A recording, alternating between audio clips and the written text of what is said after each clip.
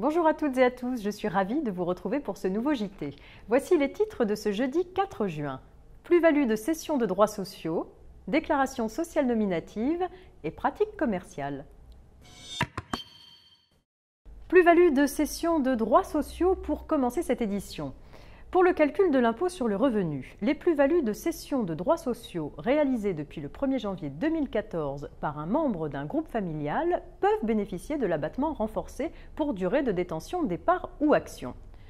Pour l'application de l'abattement renforcé, sont considérés comme appartenant au groupe familial du cédant son conjoint ou son partenaire lié par un PACS, ses ascendants et descendants, les ascendants et les descendants de son conjoint ou de son partenaire lié par un PACS, ses frères et sœurs, ainsi que les frères et sœurs de son conjoint ou de son partenaire lié par un PACS.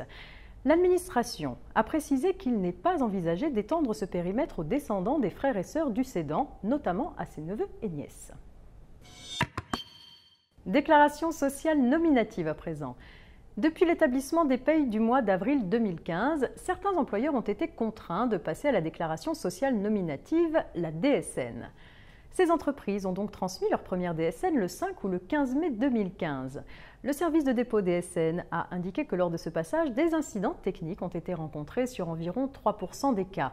Certains numéros SIRET n'ont pas été reconnus, des comptes rendus de dépôt de DSN n'ont pas été adressés aux entreprises ou encore des délais de traitement trop longs ont fait échouer le dépôt.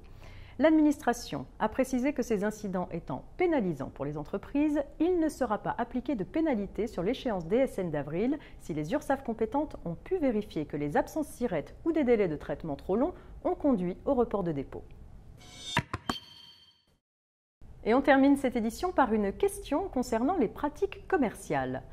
Dans le cadre d'un marché de prestation de services, un client professionnel peut-il imposer des pénalités en cas de retard dans l'exécution de la prestation et les déduire d'office du montant de la facture? Non, répond la commission d'examen des pratiques commerciales. Comme dans le cadre d'un contrat de vente de marchandises, il est interdit à un client professionnel de déduire d'office du montant de la facture établie par le prestataire de service des pénalités de retard pour le non-respect de la date de livraison de la prestation. À défaut, le client sera condamné à rembourser les sommes déduites et supportera les frais de l'instance. Mais il risque également le paiement d'une amende civile pouvant s'élever au triple du montant des sommes remboursées et des dommages et intérêts pour la réparation du préjudice subi. C'est tout pour aujourd'hui, on se retrouve demain.